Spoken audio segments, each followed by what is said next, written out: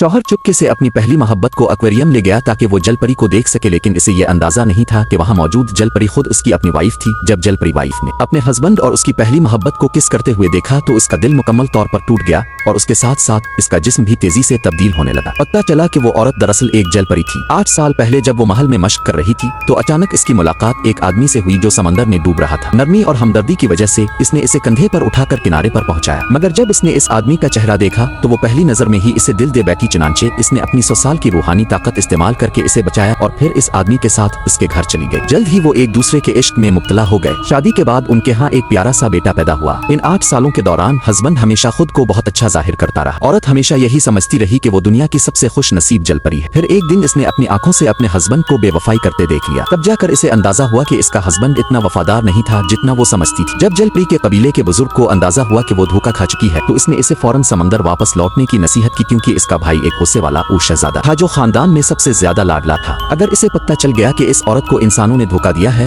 तो वो हर मुमकिन कोशिश करेगा कि तमाम इंसानों को तकलीफ पहुंचाए, लेकिन इस औरत को सिर्फ अपने बेटे की परवाह थी, इसलिए इसने बुजुर्ग से 7 दिन की मोहलत मांगी। औरत के बेटे में पैदाइश से ही जलपरियों का खून शामिल था। वो आम इंसानी खाना भी नहीं खा सकता था, इसीलिए औरत ने बचपन से ही इस पर सख्ती की थी कि वो कुछ भी गलत न खाए। लेकिन लड़का अपनी माँ को ना समझ सका और हमेशा इससे नफरत करता रहा। इस बार तो वो सीधा अपने बाप की पहली मोहब्बत के पास चला गया, क्योंकि लड़का जो कुछ भी खाना चाहता था पहली मोहब्बत वाली वो आंटी इसकी हर ख्वाहिश पूरी करती थी। जब इसने इन तीनों के खुश चेहरों को एक साथ देखा तो वो औरत चुपचाप वहाँ से चली गई। इसे अपने हस्बैंड और बेटे से बहुत मायूसी हुई। रात गए हस्बैंड बेटे को लेकर घर वापस आया। अचानक इसका बेटा जमीन पर बेहोश होकर गिर गया। औरत को फौरन समझ आ गया कि इससे फूड पॉइजनिंग हो गई है। जब इसने अपने बेटे को मरते देखा तो इसे अचानक याद आया कि उनके खानदान के खून में जहर निकालने की सलाहियत है। इसने फौरन बगैर कुछ सोचे जमीन पर पड़ा गिलास उठाया और अपनी उंगली काटकर इसे अपना खून मिला दिया। थोड़ी देर में लड़के की हालत बेहतर हो गई, लेकिन होश में आते ही इसने सबसे पहले माँ को धक्का देकर पीछे कर दिया और कहा, ना मुझे आप दूध पीने देती हैं, ना चॉकलेट खाने देती हैं, मुझे अब जैसी माँ नहीं चाहिए। ये सुनकर इस औरत का दिल टूट गया, मगर उसके हस्बैंड ने इसे तसल्ली दी और वादा किया कि वो उनकी शादी के दिन इसके लिए दुनिया की सबसे अनोखी हीरे की रिंग बनवाएगा। हस्बैंड की सिंसियरिटी देखकर औरत ने इसे गुड बाय कहने का एक आखिरी मौका देने का फैसला किया, मगर वो दिन बहुत करीब आ चुका था। समंदर वापसी के दिन में सिर्फ 12 घंटे रह गए थे। औरत अपने हस्बैंड का इंतजार करती रही, मगर वो नहीं आया और इसी लम्हे हस्बैंड की पहली मोहब्बत ने अचानक वीडियो कॉल की। ओ देखो मेरी शादी का जोड़ा कैसा लग रहा है, ये आशीन और आन ने मेरे लिए चाना है। वैसे क्या ये अंगूठी तुम्हें कुछ जानी पहचानी लगती है? ये अंगूठी ये तुम्हारे पास कैसे है? सुना है कि ये तुम्हारी थी, वाकई बहुत खूबसूरत है, बिल्कुल समंदर जैसी, लेकिन मैंने बस इतना कहा कि मुझे ये पसंद है तो आशीन ने फौरन बगैर किसी हिचकिचाहट के मुझे दे दी। इसी लम्हे औरत जैसे एक झटके से जाग गई। अब औरत के दिल में अपने हस्बैंड के हवाले से कोई उम्मीद बाकी न रही। इसने फैसला कर लिया कि वो आज रात ही समंदर वापस चली जाएगी, लेकिन जाने से पहले इसने अपने बेटे को पास बुलाया कि मगर औरत कुछ बोलती इससे पहले ही इसका हस्बैंड घर आ गया और कहा कि एक इमरजेंसी आ गई है, आज की शादी कैंसिल करना होगी। औरत के कुछ कहने से पहले ही वो बेटे को साथ लेकर घर से चला गया। रात को वो औरत अकेली समंदर के किनारे पहुंची, मगर वहां इसे अपना हस्बैंड नजर आया जो इमरजेंसी का बहाना बनाकर चला गया था। वो अपनी पहली मोहब्बत के साथ शादी कर रहा था और उसका